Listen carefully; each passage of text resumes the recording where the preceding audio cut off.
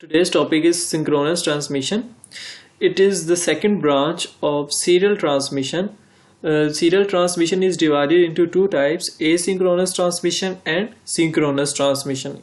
In this lecture, we will discuss only synchronous transmission. A type of transmission that uses a clock to control the timing of bits being sent.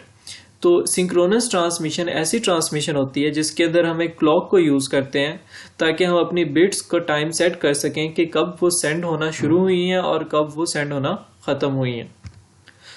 Large volumes of information can be transmitted at a single time with synchronous transmission. Synchronous transmission की मदद से आप large volumes को एक ही वक्त के अंदर transfer कर सकते थे. अगर आपको याद हो तो asynchronous transmission की जो लिमिट थी वो थी 1 byte of data at a time. तो asynchronous transmission के अंदर सिर्फ आप 1 byte of data at a time transfer कर सकते थे. लेकिन सिंक्रोनस ट्रांसमिशन जिसके अंदर हम एक क्लॉक को यूज़ कर रहे हैं, इसके अंदर हम लार्ज वॉल्यूम्स ऑफ इंफॉर्मेशन को भी ट्रांसफ़र कर सकते हैं. This type of transmission involves the simultaneous flow of several bytes of data. इसके अंदर आप एक ही वक्त में, साइमल्टेनियस मीन्स एक ही वक्त में, at the same time several bytes of data, ज़्यादा सारी बाइट्स ऑफ डाटा एक जगह से दूसरी जगह ट्रांसमिट कर सकते हैं.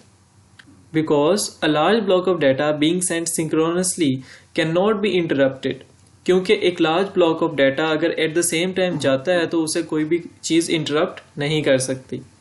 A synchronized clock is necessary to carefully schedule the transmission of information. हमने पहले भी डिस्कस किया था कि सिंक्रोनस ट्रांसमिशन क्या यूज़ करती है, क्लॉक यूज़ करती है.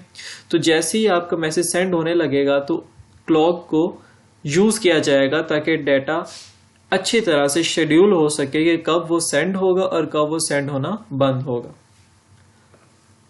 This special communications equipment is expensive. जो हम क्लॉक्स वगैरह यूज करेंगे वो काफी एक्सपेंसिव होता है, but this cost can be made up in part by faster less expensive transmission of information. लेकिन इससे हमारी जो कम्युनिकेशन होती है वो फास्टर हो जाती है और लेस एक्सपेंसिव भी हो जाती है.